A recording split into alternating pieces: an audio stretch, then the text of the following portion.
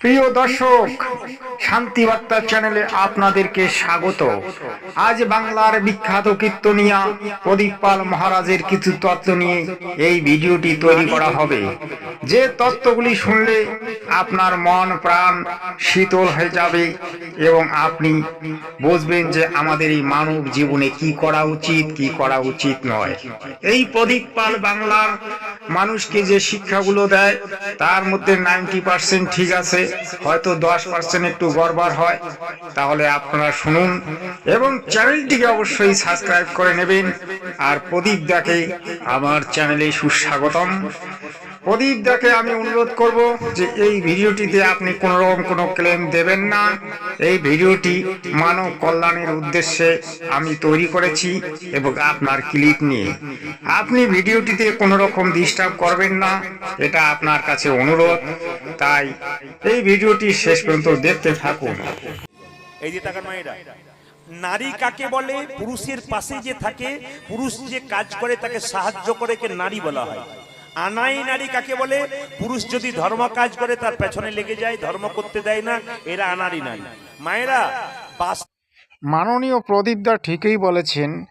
আমাদের পশ্চিমবঙ্গে এমন কিছু নারী আছে যারা স্বামীর সহধর্মিণী হতে চায় না, তারা শাস্ত্রকে মানতে চায় না। কিন্তু যে নারী ধর্ম কাজে স্বামীর সঙ্গে সহযোগিতা করে না, সে নারী নয়, সে আনারী। কথাটি সত্য। সতী নারী হতে গেলে স্বামীর ধর্ম কাজে অবশ্যই হাত বাড়াবেন, এটাই অনুরোধ রইল। পেটে বাচ্চা থাকাকালীন অনুকূল ঠাকুরের শিষ্য যারা এখানে আছেন তারা জানবেন, পেটে বাচ্চা থাকাকালীন মেয়েদের 3-4টা নিয়ম পালন করতে হয়, বাচ্চা কৃষ্ণ ভক্ত হয়। প্রথম নিয়মটা কি? যে মেয়ের পেটে বাচ্চা আছে সে স্নান করে পবিত্রভাবে ভগবানের কাছে একটা জিনিসই প্রার্থনা করবে, হে প্রভু, ছেলে হোক আর মেয়ে হোক যেন কৃষ্ণ ভক্ত সন্তানের মা হতে পারে। ও মায়ের, এই যে প্রদীপ দাই কথাগুলি বললেন, কথাগুলি সত্য। একজন গর্ভবতী মা যদি কৃষ্ণ কৃষ্ণ বলে ডাকে, তার সন্তান নিশ্চয়ই কৃষ্ণ ভক্ত হবে। কারণ মায়ের যে শ্বাস প্রশ্বাস এবং তার যে ভগবত তত্ত্বকথা বা ভালো মন্দ পেটের মধ্যেই বাচ্চার উপর প্রভাব পড়ে, যেটা আমরা মহাভারতে প্রমাণ পেয়েছি। অভিমন্যু যখন জন্ম হয়েছিল তখন অর্জুন যখন যুদ্ধের কথা বলেছিল সেগুলো অভিমন্যু শুনেছিল। আর সেই অভিমন্যু কুরুক্ষেত্রের যুদ্ধে কিভাবে যুদ্ধে মারা গিয়েছিলেন সেটা আপনারা জানেন। এর একটা জ্বলন্ত প্রমাণ আমরা পাই। তাই কথাটি সম্পূর্ণ সত্য। আর পেটে বাচ্চা থাকলেন সাধুগুরু বৈষ্ণবের উচ্ছিষ্ট প্রসাদ খেলে কৃষ্ণ ভক্ত সন্তান হয়। আপনারা বলবেন, আমি দেখেছি অনেক জায়গাতে অনেক মেয়েরা এসে আমার সামনে কান্নাকাটি করে পেটে বাচ্চা থাকালীন। কি হয়েছে? আমার শাশুড়ি মা বলেছে এই সময় তুলসী গাছে জল দিবি না, এই সময় হরিনাম করবি না, এই সময়। জয় হোক প্রদীপ পাল মহারাজের, কত সুন্দর তত্ত্ব তিনি আজ জনসমাজকে দিচ্ছেন। সেই তত্ত্বগুলি শুনে আমাদের মন প্রাণ জুড়ানোর কথা। অবশ্যই ভিডিওটি শেষ পর্যন্ত দেখবেন। তবে গোটা সংসার তার নিতাই গৌর হরি বল। এই জন্য আমি মায়েদেরকে বারবার বলবো, সংসার করবেন নিজের নিজের, কারো কথা কানে নেবেন না। যদি পাশের বাড়ির পাড়ার লোক কেউ কানে বিষ-মন্ত্র দেয়, আপনি শুনবেন না, আপনার সংসার ধ্বংস হয়ে যাবে। এই দেখুন, মেয়েদের বা পুরুষের কোনো দুঃখ থাকলে দু জায়গায় গিয়ে বলবেন মায়েরা। কোথায় কোথায়? একটি গুরু চরণে, একটি গোবিন্দ চরণে। বাহ, এটাও তিনি সত্য কথা বললেন। আমরা যদি রামায়ণের দিকে দেখি তাহলে রামের যখন বনবাস হয়েছিল তখন কুমন্ত্রণা কে দিয়েছিল সেটা আপনারা জানেন। এই কুমন্ত্রণার কারণে রামের বনবাস হয়েছিল। আর আমরা যদি কুমন্ত্রণাগুলি না মানি তাহলে কিন্তু আমরা সেই দুঃখটাকে পাবো না, বা সেই দুঃখটা আমাদের কাছে আসবে না। তিনি পরম সত্য কথা বলেছেন। তাই আপনারা সজাগ থাকবেন এবং আগে থেকে এই কথাগুলি মনে রেখে চলার চেষ্টা করবেন। নিয়েছে দীক্ষা মানে কি মা? দিয়ে খা। যারা গুরু মন্ত্র নিয়েছেন তারা শুনে রাখুন, আপনাদের মন্ত্র নেওয়া সার্থক তখন স্নান করার পর গোবিন্দের চরণে তুলসী পাতা আর বাতাসা দেবেন। তারপর আপনি যা খাবেন খাবেন, ভগবানকে দিয়ে খা, এর নাম দীক্ষা। আপনি দীক্ষা নিয়েছেন, স্নান করে ভগবানকে কিছুই দিলেন না, তবে আপনার দীক্ষা নেওয়া কোনো সার্থক হলো না।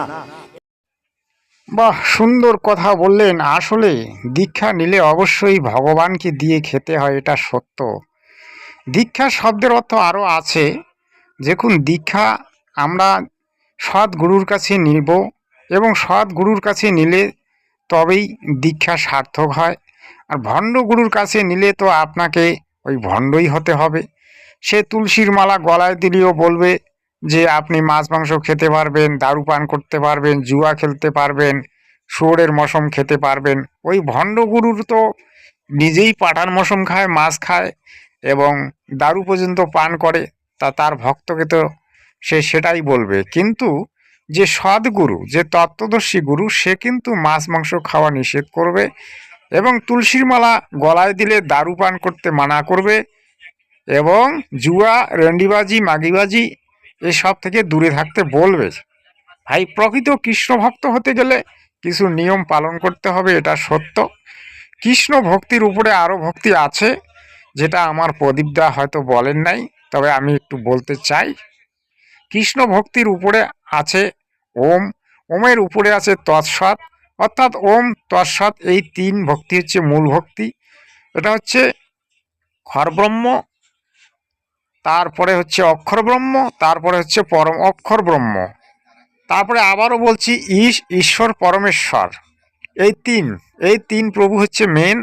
এই হচ্ছে এখানকার মালিক অর্থাৎ ব্রহ্ম, আর অক্ষর পুরুষ হচ্ছে সারসংখ্য ব্রহ্মাণ্ডের মালিক অর্থাৎ পরব্রহ্ম, আর পরমেশ্বর যিনি, তিনি হচ্ছেন অখিল বিশ্ব ব্রহ্মাণ্ডের মালিক, তিনি হচ্ছেন পরমাত্মা, তিনি আসল গুরু এবং আসল পিতামাতা।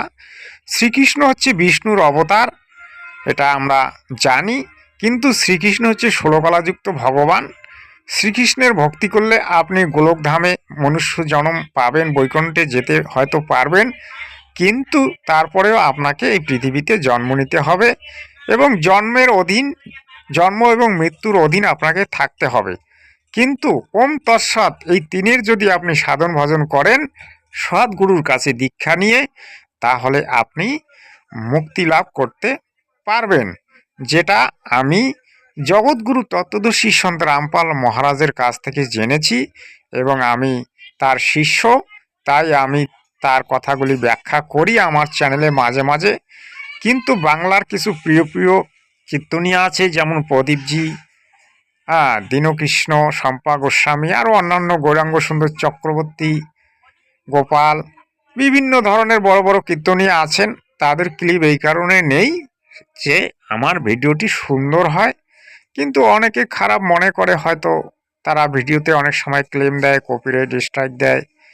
যাই হোক, তবুও মাঝে মাঝে করি, কারণ ভিডিওগুলি সুন্দর হয়। তাই ভিডিওটি শেষ পর্যন্ত দেখুন। মাননীয় প্রদীপ দাস অনেক তত্ত্ব বলেছেন, ভিডিওটি অনেক পছন্দ হয়েছে, তাই ক্লিপ নেওয়া হয়েছে। উঠে নিজের হাতটাকে দর্শন করুন। শাস্ত্র বলল ঘুম থেকে উঠে যে কট দর্শন করতে পারে সে গোবিন্দ দর্শন করতে পারে। এখানে শাস্ত্র কতগুলো নিয়ম বুঝিয়েছে, আমি ছোট্ট করে আপনাদের বুঝিয়ে দিই। ঘুম থেকে ওঠার পর যখন চোখ খুলবেন, মা কাউকে দেখবেন না, কি করবেন? হরে কৃষ্ণ কৃষ্ণ কৃষ্ণ হরে হরে,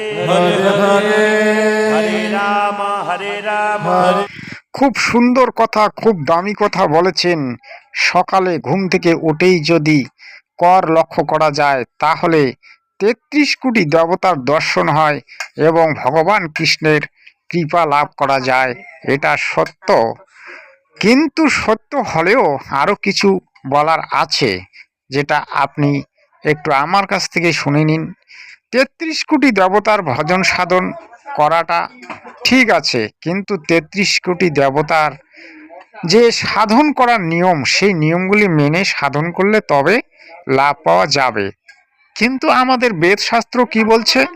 দেবতাদের সাধন করার কথা বলছে, কিন্তু আমরা কি করছি? আমরা দেবতার পূজা করছি। এই জায়গাটায় আমরা ভীষণ ভুল করে চলেছি। হরে কৃষ্ণ নাম কোথায় আছে সেটা তো আজও আমি খুঁজে পাইনি, কিন্তু বেদ শাস্ত্রে আমার জগৎগুরু তত্ত্বদর্শী সন্ত রামপাল মহারাজজি বলেছেন, বেদ শাস্ত্রে হরে কৃষ্ণ নাম নেই। গীতায় যেমন একটা মন্ত্র আছে ওম মন্ত্র, তারপরে তৎসৎ, এই দুটি সাংকেতিক, এই তিনটাই হচ্ছে মূল ভক্তি, এবং এই তিনেই হচ্ছে আমাদের পরমেশ্বর, পরম গুরু এবং আসল ভগবান। কিন্তু বাকি যে ব্রহ্মা বিষ্ণু মহেশ্বর আছে তারাও ভগবান। যেমন ধরেন একজন ডিএম, একজন ম্যাজিস্ট্রেট, একজন এই ধরনের, এরা ভগবান, এরা মাত্র 16 গুণযুক্ত ভগবান। এরা আপনার এই গোলকধামে সুযোগ সুবিধা দিতে পারবে, কিন্তু আপনাকে মুক্তি দিতে এরা পারবে না, আর আপনার কষ্ট নিবারণও এরা করতে পারবে না। এরা আপনাকে জন্ম মৃত্যুর অধীন রাখতে পারবে, এটা সত্য। মহাপ্রভু গোপালকে জড়িয়ে ধরে বলেছিল, গোপাল যার থেকে কিছু শিক্ষা পাওয়া যায় তাকে গুরু বলা হয়, আজ থেকে তোর নাম গোপাল গুরু। মহাপ্রভু স্বীকার করলেন সেদিন কি, খাইতে শুইতে যথা তথা সব জায়গায় হরিনাম। জয় হোক গুরুদেবের, জয় হোক জগৎগুরু তত্ত্বদর্শী সন্ত রামপাল মহারাজের জয় হোক। মাননীয় প্রদীপপালজি মহারাজ যেটা বললেন সেটা পরম সত্য। আমি গীতায় এর উল্লেখ দিতে চাই, গীতায় প্রমাণ আছে। গীতায় বলা আছে, শয়নে স্বপনে চলিতে ফিরিতে জাগরণে যে কোনো অবস্থাতেই যেমন গীতা পাঠ করা যায়, তেমনি হরিনাম মহামন্ত্র জপ করা যায়। এই হরিনাম মহামন্ত্রই কলিযুগের মহামন্ত্র। কিন্তু আমি এখানে একটা কথা উল্লেখ করতে চাই, যে হরিনামের কথা আজকে বাংলার কীর্তনিয়া বা প্রদীপপাল মহারাজজি বললেন, ওই হরিনাম হচ্ছে শ্রী বিষ্ণুর হরিনাম। কিন্তু শ্রী বিষ্ণুর উপরেও আরও একজন হরি আছে, যিনি মহাহরি। যে মহাহরি, সেই হরিকে আজ আমি একটি সুন্দর ব্যাখ্যা দিয়ে আপনাকে বোঝাতে চাই। এই যে মহাহরি, তিনি হচ্ছেন পরমাত্মা, তিনি হচ্ছেন পরম ব্রহ্ম। সেই পরম ব্রহ্মকে যদি আমরা স্মরণ করি, তাহলে সেটাই হবে মহামন্ত্র। কিন্তু এই যে শ্রী বিষ্ণু হরি, এটা তো তার একটা নাম মাত্র, কিন্তু ওই যে শ্রী বিষ্ণু যে আছে সেটা তার বাস্তবিক নাম নয়।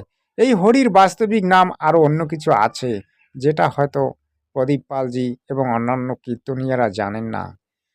এই হরি, সেই হরি, সেই হরিকে যদি আপনি ডাকেন, তাহলে আপনার জীবন ধন্য হবে এবং হরিনাম করা সার্থক হবে।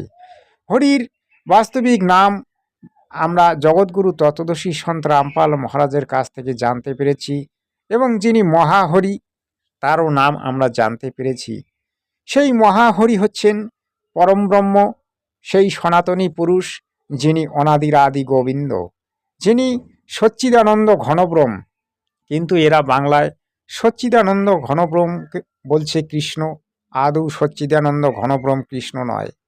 কৃষ্ণ ষোলকলাযুক্ত ভগবান এবং জন্ম মৃত্যুর অধীন, কিন্তু যিনি সচ্চিদানন্দ ঘনব্রহ্ম, যিনি অনাদির আদি গোবিন্দ, তার কোনো জন্ম মৃত্যু হয় না।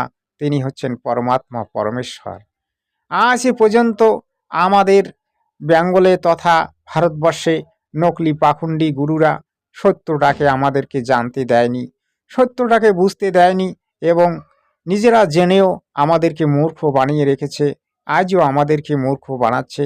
তাই আমি আমার প্রিয় প্রদীপপালজি মহারাজের কাছ থেকে এতটুকু আশা রাখি যে আপনি হয়তো বুঝতে পারবেন, আর ভিডিওটাতে অবশ্যই একটা লাইক করবেন, আর কুমনস্ক নিয়ে ভিডিওতে ক্লেম দেবেন না বা কপিরাইট স্ট্রাইক দেবেন না, এটা আপনার কাছে অনুরোধ। আমরা সত্যটাকে উজাগার করতে চাই ভাই, যেটা পরম সত্য, সেটা আমরা জনসমক্ষে তুলে ধরতে চাই।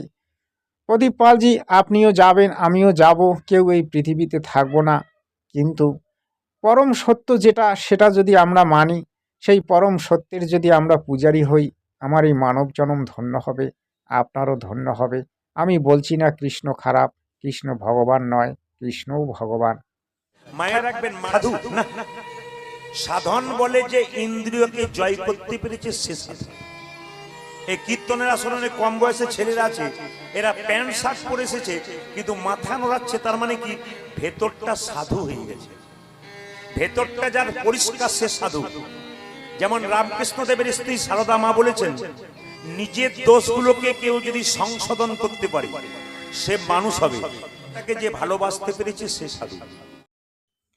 পরম সত্য কথা তিনি বলেছেন, যে সাধন করতে পেরেছে এবং 10 ইন্দ্রিয় মনকে যে বশ করতে পেরেছে সেই সাধু।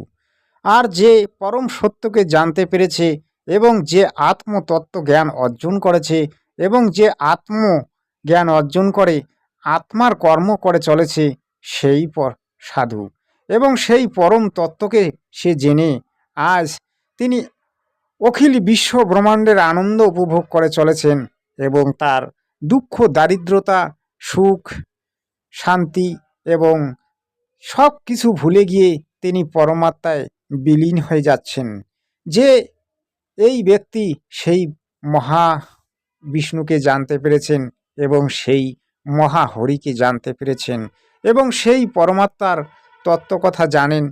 বর্তমান যুগে একজন মহাগুরু যিনি আছেন তিনি হচ্ছেন জগৎগুরু ততদর্শী সন্ত রামপাল মহারাজ।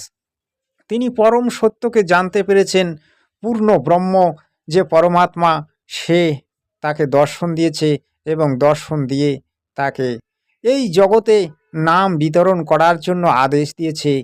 তিনি যে নাম বিতরণ করেন সেগুলি হচ্ছে মহানাম মহামন্ত্র। আজকে বাংলায় যারা হরেকৃষ্ণ নামকে মহামন্ত্র বলছেন অবশ্যই তাদেরও কোনো না কোনো বিধান আছে, আমি অস্বীকার করছি না। কিন্তু সর্বোপরি যেটা সেটা হচ্ছে আমাদের বেদ। বেদ যেটা বলছে সেটাই পরম সত্য। তাই বেদ অনুসারে তিনি আজ তার ভক্তকে দীক্ষা দিচ্ছেন এবং জ্ঞান দিচ্ছেন। এবং আমাদের আরও একটা বেদ আছে, সেটা হচ্ছে সূক্ষ্ম বেদ। এই সূক্ষ্ম বেদে আছে আত্মতত্ত্ব জ্ঞানের কথা এবং পূর্ণ ব্রহ্ম পরমাত্মার কথা। বর্তমান যুগে বা যুগে যুগে যে পূর্ণ ব্রহ্ম ছিলেন তিনি ছিলেন কবির সাহেব। আজও তিনি আমাদের পূর্ণ ব্রহ্ম এবং পরমাত্মা পূর্ণ পরমেশ্বর। তিনি চারি যুগে এসেছিলেন। তিনি সত্য যুগে সৎ সুকৃত নামে এসেছিলেন, তিনি ত্রেতা যুগে এসেছিলেন এবং দাপর যুগে এসেছিলেন এবং বর্তমান কলিযুগে তিনি কবির দেব, কবির নামে তিনি পরিচিতি পেয়েছেন বা তার বাস্তবিক নাম কবির দেব। আসলে তিনি হচ্ছে পরম ব্রহ্ম। কারণ আমরা এই কারণে তাকে পরম ব্রহ্ম হিসাবে মানব, তার কোনো জন্ম হয় না, মৃত্যু হয় না। তিনি এই ধরাধামে সশরীরে আসেন এবং কিছুদিন তার ভক্তদের সঙ্গে দর্শন করে এবং ভক্তদেরকে পরিপূর্ণ জ্ঞান দিয়ে ভক্তি তত্ত্ব দিয়ে তিনি আবার সশরীরে নিজ ধামে ফিরে যান। আসলে তিনি হচ্ছেন পরম ব্রহ্ম, পরম সনাতনী পুরুষ। আর কৃষ্ণকে যারা আজকে পরমেশ্বর বলছেন, আমি অনুরোধ করব কৃষ্ণকে পরমেশ্বর বলবেন না। কৃষ্ণ পরমেশ্বর নয়, কৃষ্ণ একজন দেবতা, বিষ্ণুর অবতার। এটা আপনারা ভালোভাবে জানেন। যারা এই ব্যাখ্যাগুলি দিচ্ছেন তারা ভুল করছেন। তাই আপনারা একটু শাস্ত্রগুলিকে অধ্যয়ন করার চেষ্টা করুন এবং পরম সত্যগুলি বিশ্লেষণ করার চেষ্টা করুন। আপনাদের কাছে এটা অনুরোধ। ভগবানকে যে ভালোবাসতে পেরেছে সে সাধু। সাধু সঙ্গ করলে কি হয়? আজকে আপনারা সাধু সঙ্গ করতে এসেছেন। শাস্ত্র বলছে সাধু সঙ্গ সর্বশাস্ত্রে কয়, আর লবমাত্র সাধু সঙ্গ সর্বসিদ্ধি হয়। তার দরকার নাই আমার জবাব। ভগবান বলছে নারদ রাখে হরিত, আপনার জোরে বলবেন, রাখে হরিত মারে কে, আর মারে হরিত রাখে এলআইসি। প্রদীপপালজি এটা পরম সত্য বললেন যে রাখে হরি মারেকে, অবশ্যই সত্য কথা। যে হরির শ্রীচরণের দাস তাকে তো হরি রক্ষা করবে, কিন্তু যে হরির দাস নয়, অর্থাৎ যে কুত্তা গাধার দাস, যে দারুর দাস, যে রেন্ডির দাস, যে ওই পাগলের দাস, যে ওই পাখুন্ডির দাস, যে ওই অসৎ গুরুর দাস, পাখুন্ডি গুরুর দাস, তাকে কে রক্ষা করবে? তাকে তো কেউ রক্ষা করবে না। তাই ভাই সময় থাকতে সদ্গুরুর আশ্রয় গ্রহণ করুন এবং সৎ ভক্তি করে এই মানব জীবনটাকে ধন্য করুন, এটাই আশা রাখবো এবং এটাই আপনার কাছে কাম্য। অবশ্যই চ্যানেলটিকে সাবস্ক্রাইব করে নেবেন আর ভিডিওটিকে বন্ধু বান্ধবদের মধ্যে বেশি বেশি করে শেয়ার করবেন। ভগবান কৃষ্ণ সুদামাকে বলেছে, সুদামা এই জগতে 3 রকমের গুরু আছে। প্রথম গুরু পিতা মাতা, যার থেকে জন্ম পেলি সে যদি কেঁদে কেঁদে বেড়াই আর তুই যদি কৃষ্ণ বলে কাঁদিস, তোর কৃষ্ণ বললে কাঁদাতে কোনো ফল নাই। বাংলার প্রিয় কীর্তনিয়া প্রদীপপালজি মহারাজ আজ তার ভিডিওতে একদম ফাটিয়ে দিয়েছেন। তিনি আজ যে তত্ত্ব কথাগুলি তুলে ধরেছেন এগুলি অত্যন্ত ইম্পর্টেন্ট। বাংলার প্রত্যেকটি মানুষকে মানতে হবে এই প্রদীপ পালের তত্ত্ব। এই তত্ত্বগুলি যে মেনে প্রদীপ পালের কথাগুলি শুনে তারপর এই নিয়মগুলি মেনে যে কাজ চলবে তার মানব জীবন ধন্য। তাই আমরা প্রদীপ পালকে ধন্যবাদ জানাচ্ছি, আমার শান্তিবার্তার টিম ধন্যবাদ জানাচ্ছে। প্রদীপ পালজি আপনাকে অশেষ ধন্যবাদ, এবং আপনার যে ক্লিপগুলি নিলাম তার জন্যে আপনি অবশ্যই আমাদেরকে ধন্যবাদ জানাবেন, এবং ভিডিওটি যদি আপনার কাছে যায় অবশ্যই ছোট করে একটা ছোট ভাইকে একটা ধন্যবাদ জানাবেন। ওনারে কেউ হয় না। ওই যে আপনারা যারা কীর্তন শুনতে এসছেন দেখবেন, যারা যখন বাড়ি ফিরে যাবেন তখন দেখবেন বাড়ির সবাই ঘুমোচ্ছে, একজন কিন্তু দরজাটা খুলছে আর বেরোচ্ছে। তিনি হচ্ছেন মা, তিনি হচ্ছেন বাবা। বাড়িতে বাবা মা বেঁচে থাকলে, সন্তান যদি বাইরে থাকে, মা বাবার ঘুম হয় না, বারবার দরজাটা খুলে কখন ফিরে আসে।